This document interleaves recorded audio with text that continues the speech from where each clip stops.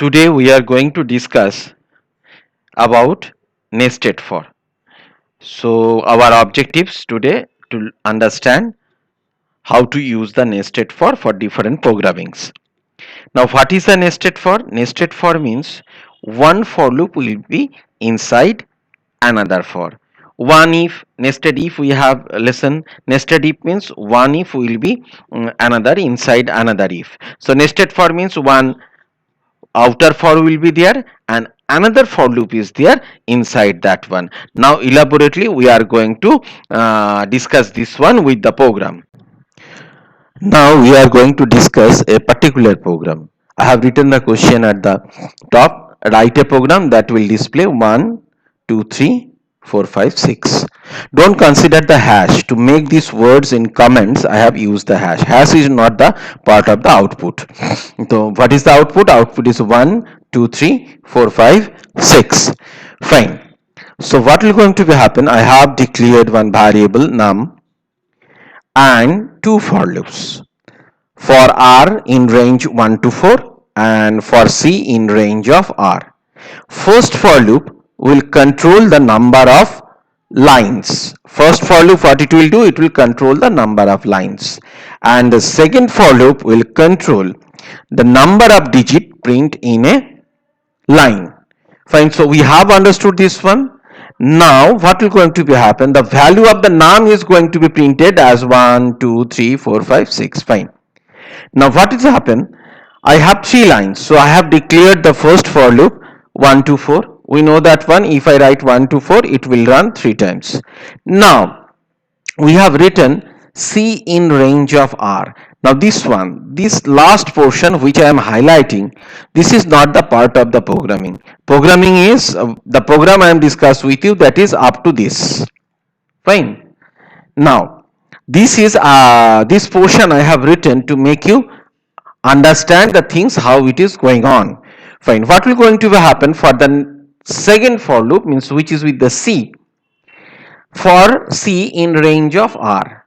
We know that one at the first time when the program is going to be run, the value of the R will be 1 and it will come inside the second for loop, and by default we know that one the value of the starting value of the for loop is 0. So the value of the C will be 0. Means it will looks like this for C in range of 0 to 1. Now if it is 0 to 1, how many times this print command is going to be executed? One time. We can run and we can see this one. Suppose I am running this one. See this one. How many times? 0 to 1? One time. Then if it is 0 to 2, then 2 times. Then 0 to 1, one time. 0 to 2, 2 times. 0 to 3, 3 times. Fine. Means what will going to be happen when the value of the R is 1 and it is come inside this second for loop.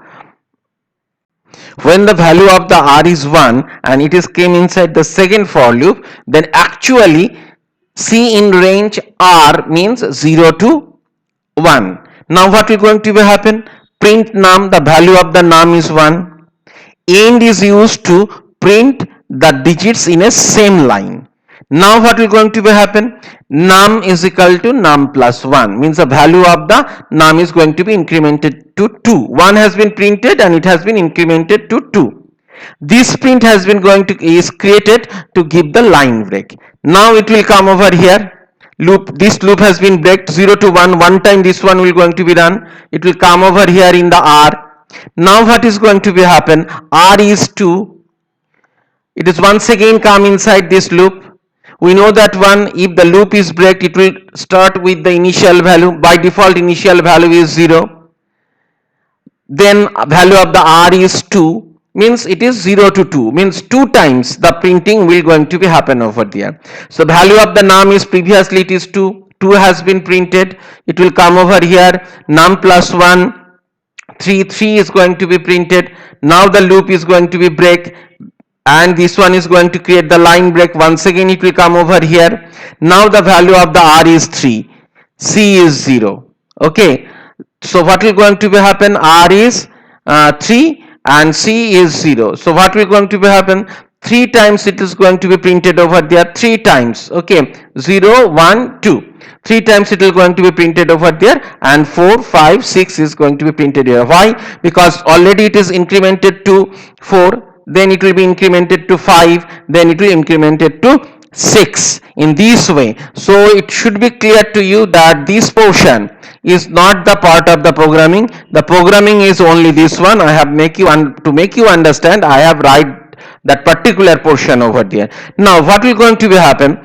So in this way it will going to be incremented over there. Now if I make the little bit change, if I make a little bit change over here, suppose I erase these portions. Right now these portions are not required, you have understood this one.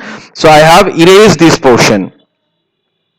Now I'm going to make some changes. Suppose I want to delete this one, and I want to delete this one also. Now I have make some changes. See that one here, num is there, I have make the r. Now what will going to be happen? Suppose when it is came inside this, the value of the r is 1. Until the second for loop is going to be terminated, the r will remain as 1. So first it will going to be print 1. Then it will come inside. I know that one in the second 0 to 2 means 2 times printing will be there, and value of the r will be 2. So 2 times it will going to be print 2 2.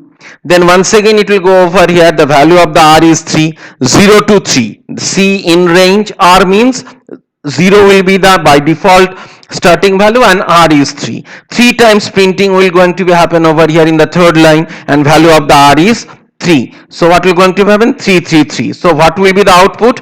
If I run this one, what will be the output? Output will be like this one, 1 2 2 2 2 2 and 3 3 3. Why it has happened? Once again, suppose the value of the r is 1, it will come inside.